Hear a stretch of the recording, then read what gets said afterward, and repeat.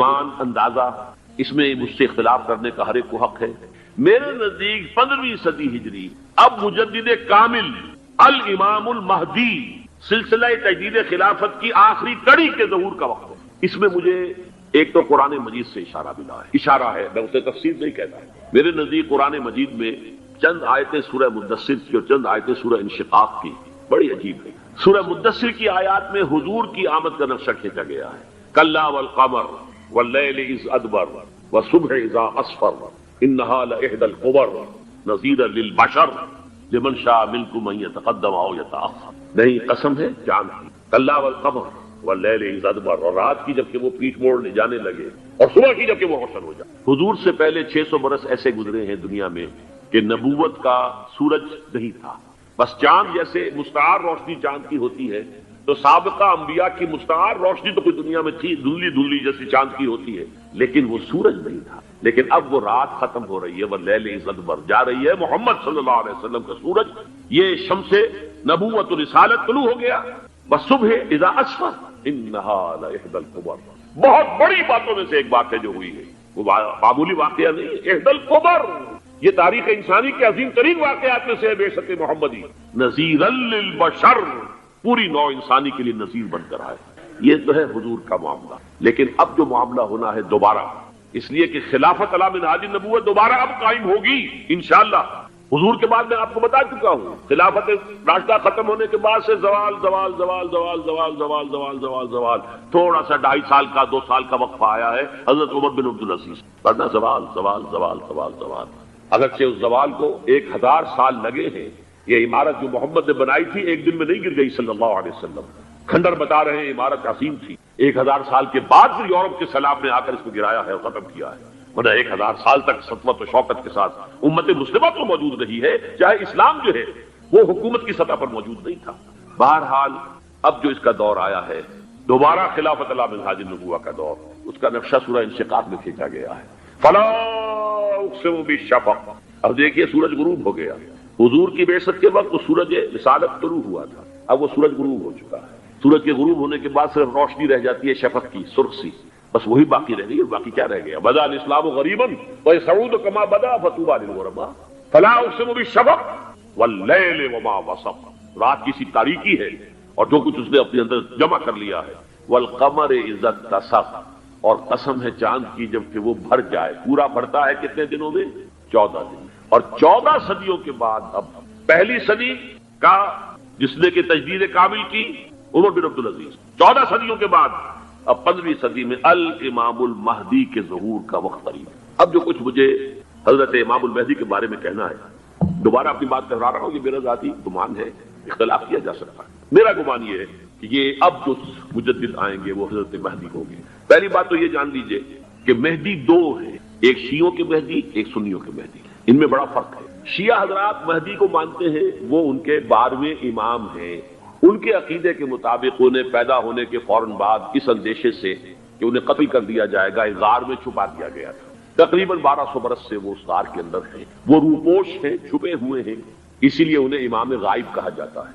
اور اب ان کا انتظار ہو رہا ہے، اس لیے انہیں امام منتظر بھی کہا جاتا ہے. اس لیے شیعوں کے دارالعلوم جو ہوتے ہیں دارالعلوم المنتظر، وہ اس لیے کہ ان کا انتظار کیا جا رہا ہے. تو یہ ہے اب وہ ان کا خیال ہے کہ آخری دور میں، آخری زمانے میں وہ ظاہر ہو جائیں گے، غار سے نکل آئیں گے. دیکھیے میں اس عقیدے کو اس بنا پر رد نہیں کرتا کہ یہ ناممکن ہے کہ کیسے کوئی شخص جو ہے 1200 برس تک کسی غار کے اندر زندہ رہ سکتا ہے. نہیں، میں سمجھتا ہوں ممکن ہے.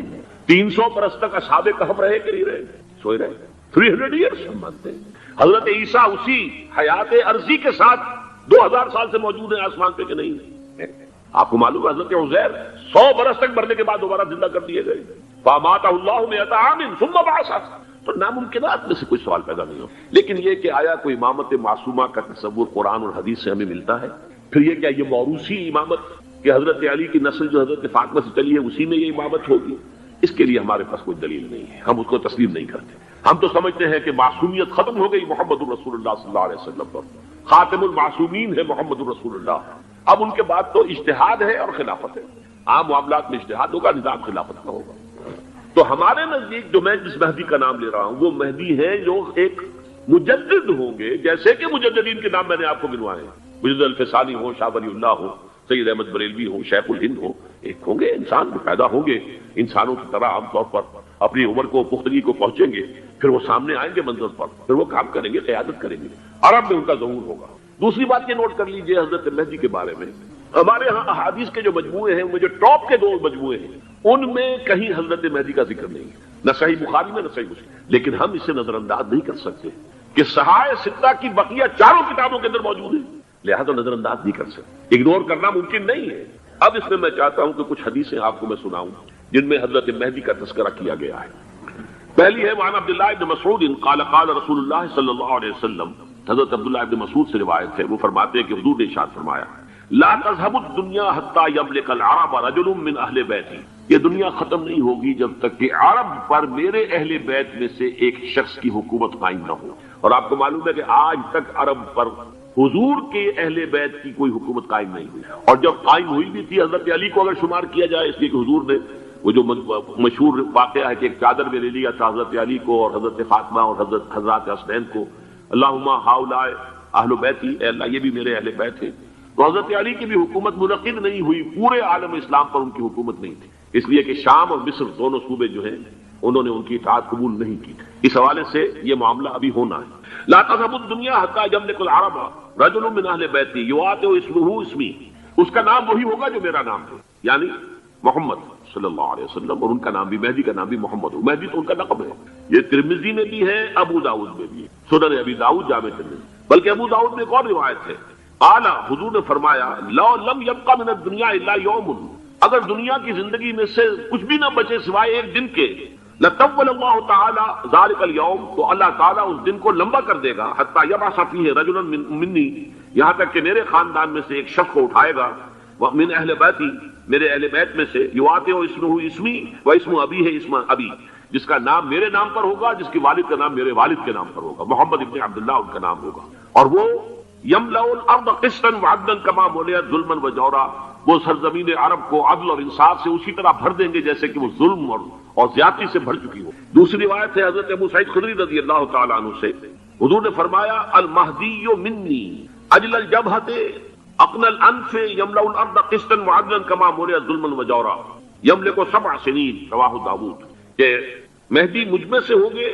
بڑی روشن پیشانی والے اور بڑی کھڑی ناک والے، وہ زمین کو بھر دیں گے انصاف سے اور عدل سے جیسے کہ وہ ظلم سے بھری ہوئی ہوگی، اور وہ 7 برس تک حکومت کرے گے۔ عرب میں خالص خلافت علی منہاج النبوہ کا نظام حضرت مہدی کے ہاتھوں قائم ہوگا اور 7 برس تک قائم رہے گا عرب کے اندر، اس کا اگلا مرحلہ میں بعد میں بیان کروں۔ تیسری روایت، اور اس کو میں اس لیے خاص طور پر سنا رہا ہوں کہ اس میں وہی الفاظ آئے ہیں جو میں نے ابتدا میں حدیث آپ کو سنائی تھی، اس کے الفاظ ہیں۔ عن ابی سعید قال ذکر رسول اللہ صلی اللہ علیہ وسلم بلاء یصیب هذه الامہ حتی لا یجد الرجل ملجا یلجا الیہ من الظلم، حضور نے ذکر فرمایا کہ ایک دور ایسا آئے گا انتہائی ابتلا اور آزمائش اور مصائب کا کہ کسی شخص کو کوئی سر چھپانے کی جگہ نہیں ملے گی اس ظلم سے اپنے آپ کو بچانے کے لیے۔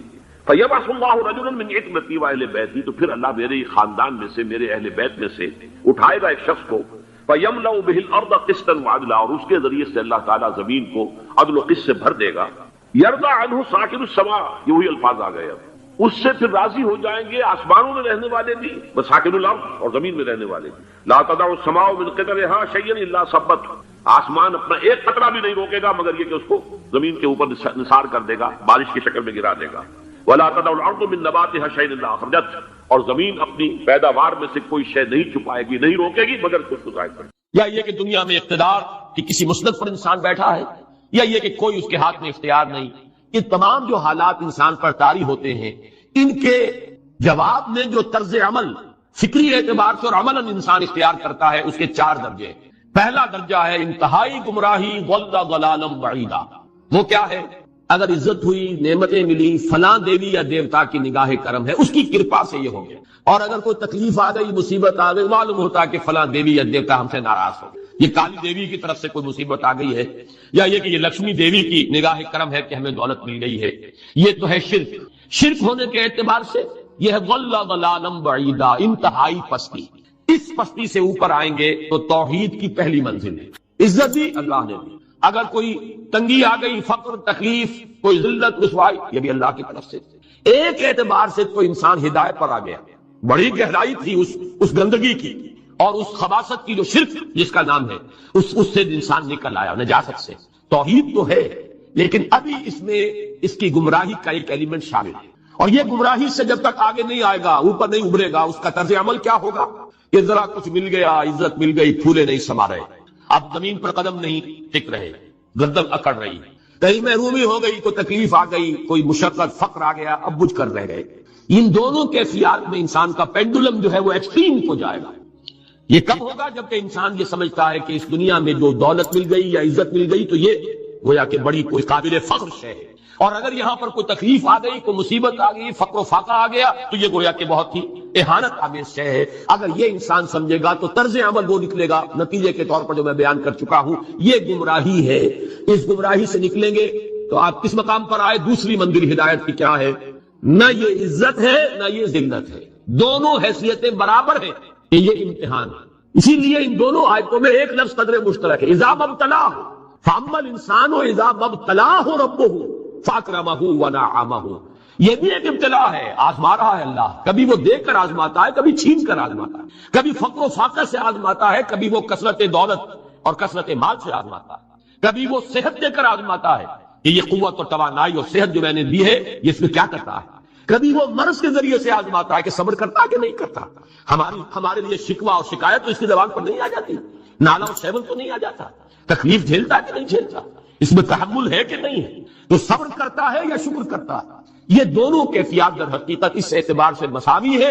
یہ بھی امتحان، یہ بھی امتحان. یہ حقیقت جب سامنے ہوگی اب وہ پینڈولم جو ہے وہ بہت کم ہو جائے. یعنی انسان میں طبعی طور پر تو ایک اثر ہوتا ہے غیر اختیاری. کسی چیونٹی نے کاٹا آپ کے پاؤں پر، آپ اپنا پاؤں ہٹا لیں گے، اس میں کوئی ارادہ نہیں، یہ ریفلیکس ایکشن ہے، غیر اختیاری فیل.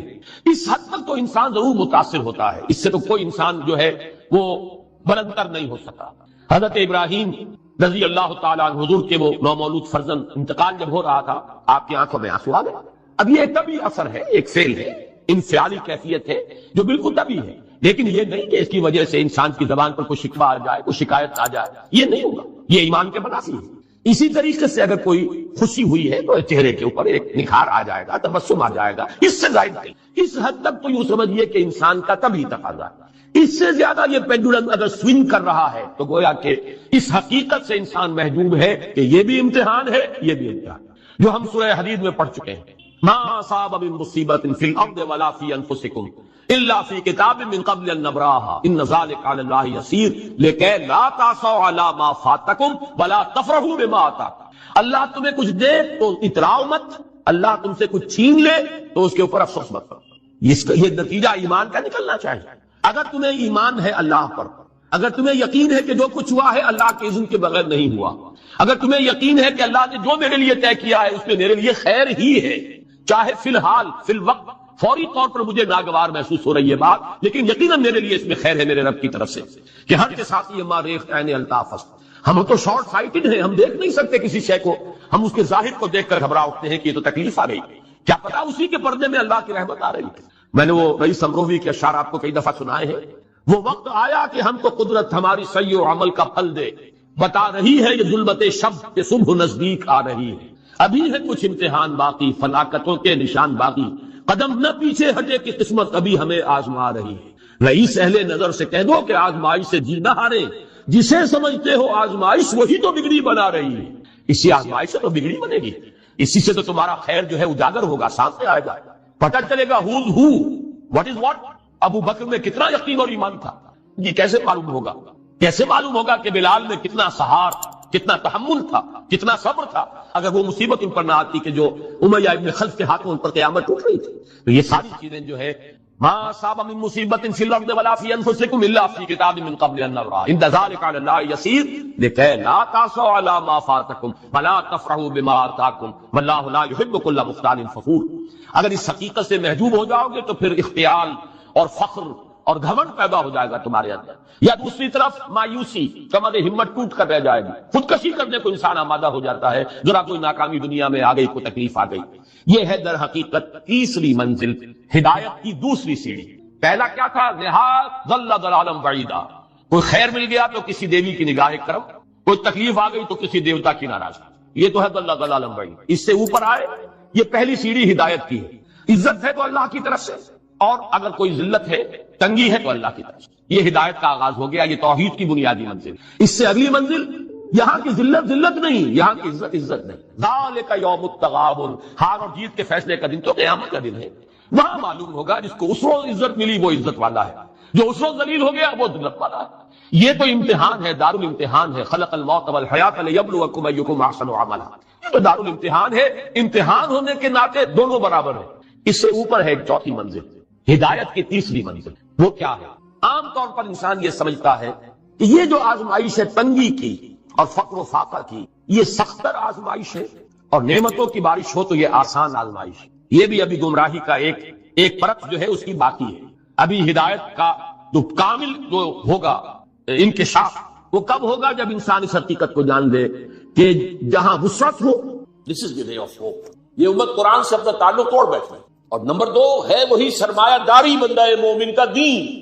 یہ بھی سرمایہ پرست بن چکا ہے، دولت کا پجاری بن چکا ہے۔ یہ میرے لیے رے آف ہوپ ہے۔ مادہ پرستی، دولت پرستی، سرمایہ پرستی، زر اندوزی، وَإِنَّهُ لِحُبِّ الْخَيْرِ لَشَدِيدٌ، ان دو لعنتوں کے اندر یہ مبتلا ہے۔ جانتا ہوں یہ امت حامل قرآن ہے وہی سرمایہ داری بندہ وہ۔ اور تیسری سب سے تلخ، اس کی جو علمی اور روحانی جو رہنمائی کرنے والے لوگ وہ اندر سے خالی ہیں، کھوکھلے۔ جانتا ہوں میں کہ مشرق کی اندھیری رات میں بے ید بیضا ہے پیران حرم کی آستین، علماء ہیں اور صوفیاء ہیں اور پیشوا ہیں، مسند نشین ہیں اور سب کچھ ہے، لیکن کسی کے آستین میں وہ موسیٰ والا ید بیضا نہیں، خالی اندر سے۔ اس کا نقشہ ایک حدیث میں آیا ہے جو لرزا دے۔ آج کا نقشہ ہے وہ، حضور نے فرمایا یوشک ویاتی علی الناس زمان، مجھے اندیشہ ہے لوگوں پر ایک زمانہ ایسا آ جائے گا، ذرا گنتی کی کیسا ہوگا۔ لا یبقى من الاسلام الا اسم، اسلام میں سے اس کے نام کے سوا کچھ نہیں۔ کہاں ہے اسلام میں دکھاؤ، اجتماعی سطح پر دکھاؤ کہاں ہے۔ بھلا یبقى من القرآن الا رسمہ، اور قرآن میں سے سوائے اس کے رسم الخط کے کچھ نہیں۔ معنی کہاں ہو رہی ہے، اس کی طرف پیش قدمی ہو رہی ہے تدریج، لیکن یہ حدیث کا جو ہے وہ سامنے ہے۔ مساجدہم عامرۃ، ان کی مسجدیں آباد تو بہت ہوں گی، بڑی بڑی مسجدیں، شاندار مسجد، عالی شان مسجد، بھری ہوئی بھرپور، جمعے کے اندر عیدین کا وہی خراب من الہدا، ہدایت سے خالی، ایک رسم پرستی، ریچولزم رہ گئی، رسم اذان ہوئے پہ فلسفہ رہ گیا تل رہی۔ اور آخری بات، علماؤہم شر من تحت عدیم السماء، ان کے علماء آسمان کی چھت کے نیچے کی بدترین مخلوق ہوں گے۔ من عندہم تخرج الفتنۃ وفیہم تعود، ان کے اندر سے فتنے برآمد ہوتے رہیں گے، فلاں کافر، فلاں یہ، فلاں وہ، فلاں وہ، اور فتنے ان کے اندر ہی جو ہے داخل۔ بہرحال یہ صورت تو ہے، لیکن ابلیس عجیب بات کرتا ہے، وہ میں چاہتا ہوں سمجھ، وہ فلسفے کا بڑا ایک گہرا مسئلہ اصل حاصل کے تقاضاؤں سے ہے، لیکن یہ خوف ہو نہ جائے آشکارا شر پیغمبر کہیں۔ مجھے مسلمانوں سے اتنا خوف نہیں ہے کہ یہ دوبارہ شر پیغمبر کو لے آئیں گے، اصل حاضر کے تقاضاؤں سے خوف ہے۔ یہ کیا بات ہے، آپ نے کبھی سوچا بھی نہ ہوگا۔ دیکھیے یہ ایک فلسفہ ہے، ہیگل کا ہے، پھر اسی پر مارکس کا فلسفہ آیا ہے، میٹیریلزم، ڈائلیکٹیکل میٹریل۔ وہ فلسفہ کیا ہے؟ دنیا میں ایک سلسلہ چل رہا ہے، تصادم اور ارتقاء۔ ایک نظریہ سامنے آیا، اسے انسان نے ٹرائی کیا، اس کی خرابیاں ظاہر ہوئیں، تو اسی کی کوکھ سے اس کا ایک اینٹی تھیسس وجود، اب دونوں میں ٹکراؤ ہوا، ان دونوں کے ٹکراؤ سے ایک نئی تیسری چیز ڈیولپ ہو گئی، جو پہلے سے بہرحال دے۔ اب جو یہ نئی چیز بنی یہ خود تھیسس بن جاتا ہے، کیونکہ یہ بھی آسمانی ہدایت پر مبنی نہیں ہے، اندھے بہرے مادے کا سفر جو جاری ہے، مکمل تو نہیں ہوتا، حق کامل تو نہیں ہوتا، اس میں جو ڈیفیشنسی ہے وہ پھر اپنا ایک ری ایکشن پیدا کرتا ہے، پھر وہ تھیسس پھر اینٹی تھیسس کو جنم دیتا ہے، پھر ان میں ٹکراؤ ہوتا ہے، پھر